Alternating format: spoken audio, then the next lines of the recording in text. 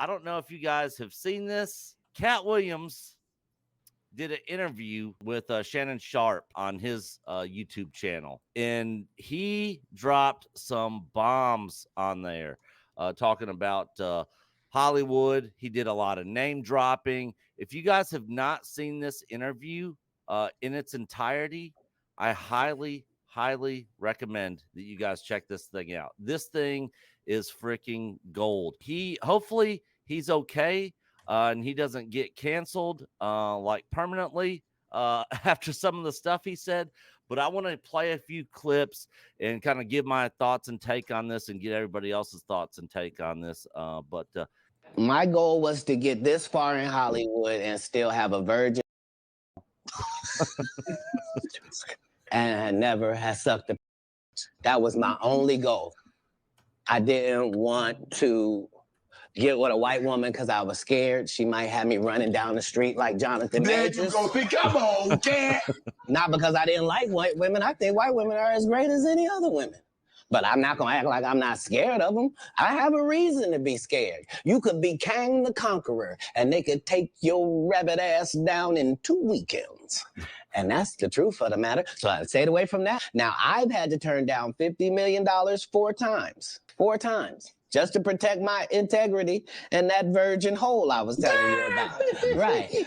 Because P. Diddy be wanting to party. And you gotta tell him no. You got to tell him no. I did. See, I got the receipts for everything I'm telling you. That's why I can say them so freely. That was I thought this was going to be spicy, but that was not the Katt Williams clip I thought you were going to play. Yeah, there's so many clips. My goal was to get this far in. This is literally a 2.5 hour interview. There's no way I got time to hit all the clips. Some of them are even way more spicy than that. Jonas knows what I'm talking about.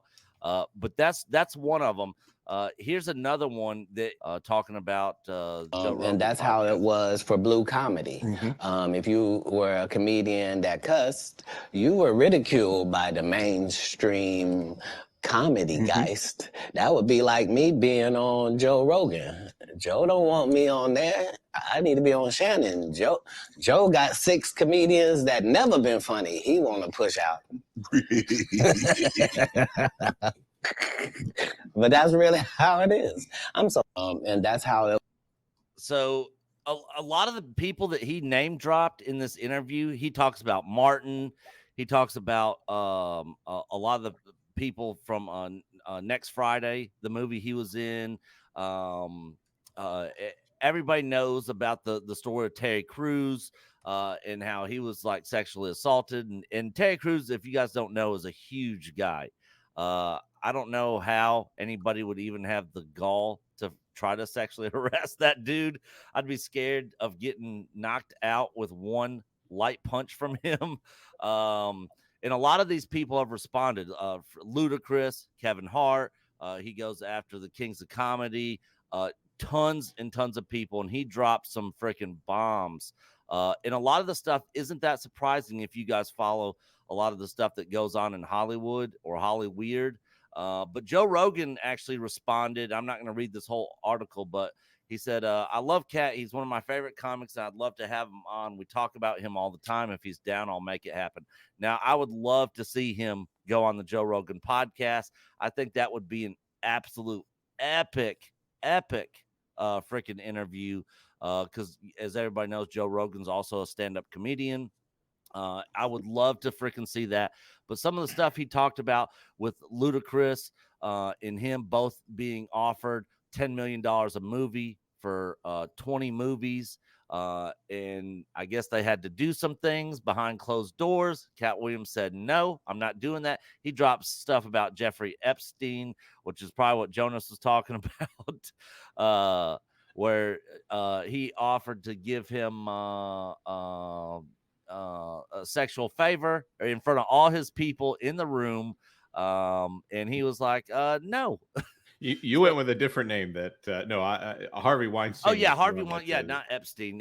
Epstein stuff's in the news too. But yeah. Well, Weinstein, no, he talked about he did talk about Epstein because he was saying he did Chris Tucker went to Epstein Island and they came back a different man.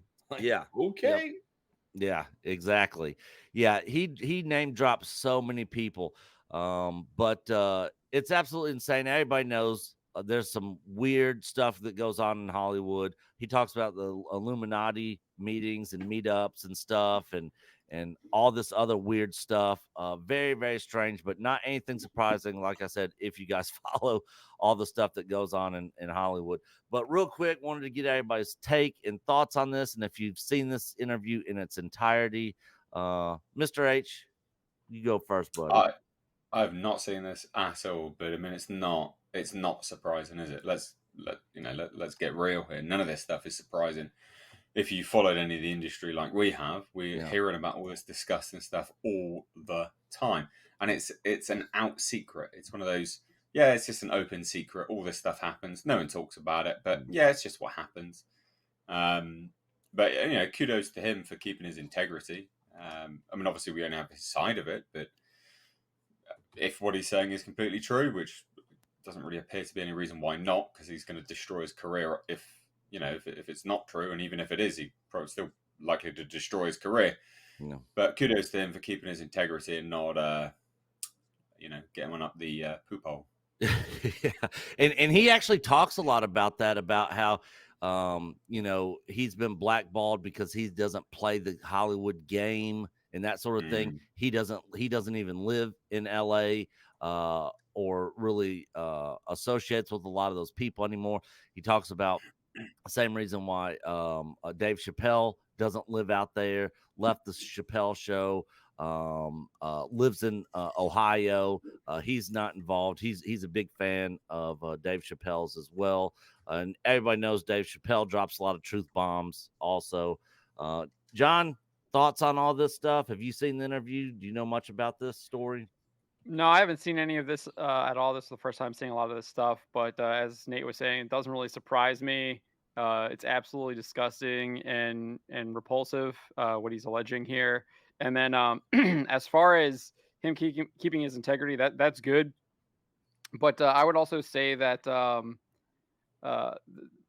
keep telling the truth. I hope he does go on Joe Rogan and keeps going after this stuff, call this stuff out. As far as it being in the open secret, yeah, we do know all about this stuff. They even talk about it. I mean, we get New York Times interviews and articles and people actually calling this stuff out. We have the whole Harvey Weinstein scandal and nothing changes because you just got a bunch of evil, degenerate people just continuing to push this stuff. And no one really is going to do anything about it until we get some changes being made. So it's unfortunate that this stuff has to continue to be happening. We have to hear about this stuff and not hear about it in like a news article about someone being convicted for it, where we should be hearing it rather than on a podcast with Shannon Sharpe. Yeah, exactly. And there's this is Shannon Sharpe's most watched video. This thing just dropped literally 2 days ago and already has over 16 million views on it. I will say I like his setup. His setup looks really cozy and comfy. Yeah, the leather chairs and like the fireplace. It looks cool. Yep, it is. And for those of you interested, I posted a link for the full interview in the private chat and in the comment section. If any of you guys want to just click on it and save it and watch it later, it's well worth the watch. It's 2 hours and 45 minutes long, but man, do they get into some deep, crazy stuff on there. Jonas, thoughts on this? Have you seen this or know much about this? Well, the clip, I literally happened to catch the clip while I was making lunch today. I had my headphone in ear, and I was, needless to say, I was a little surprised at what he was saying.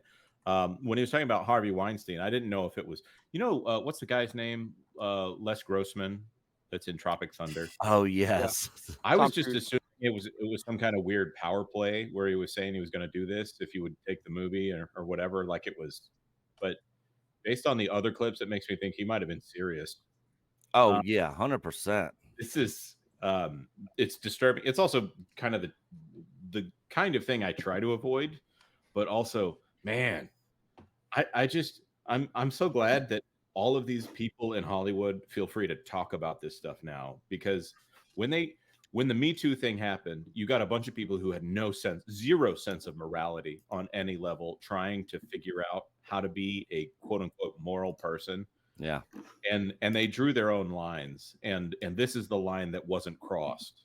Anything that was straight sexual harassment was okay. We're going to expose this. This is going to be the problem we're going to go after. And anything past that, they let it be. So if this causes the Bryan Singers and the allegedly Bryan Singers and Harvey Weinstein's going past this line, or whoever it was that Terry Crews never named, it causes them to be exposed. Good. Yeah, 100%. And if he makes it on Joe Rogan, who knows what other stuff. He literally says in this interview, he says, I know so much stuff. I know stuff I shouldn't even know. And stuff that if I said it would completely destroy people's careers, their lives, all kinds of stuff. So there's no telling how much dirt and stuff he knows on people in Hollywood. Mike, have you seen this? Do you know much about this story and what's going on? Thoughts? I don't. I feel like I just got home from work and I got hit in the baseball bat with this. Holy hell. I mean, I can't say I'm surprised. I got to tell you, I was in my Santa Monica accounting and production office. We saw some pretty crazy stuff. And I myself felt myself in a pit of snakes in the years that I was traveling in and out of there with the clients. And I'm glad I left. I mean, I shut down my whole operation. The things that I was, some of the transactions that they were doing, which I know what they were paying for, right? Large cash withdrawals on productions. I mean, I know they, you don't pull out 10 to 20 grand in cash from a production bank account for the weekend. Yeah. Unless you're blind below and hookers, to be blunt. Yeah. So, oh man, this is. He talks about a lot of that stuff too in this interview. Well, a lot about the drug use, hookers, all that sort of stuff. Guess I'll have to watch it. It's like I said, it is well worth the watch for anybody, especially for any content creators out there wanting to hit some Hollywood weird news topics. Man, there's so much stuff here in this single interview to cover. You could literally make probably 15 videos alone just off of this interview. It's crazy some of the stuff he gets into. So definitely check it out.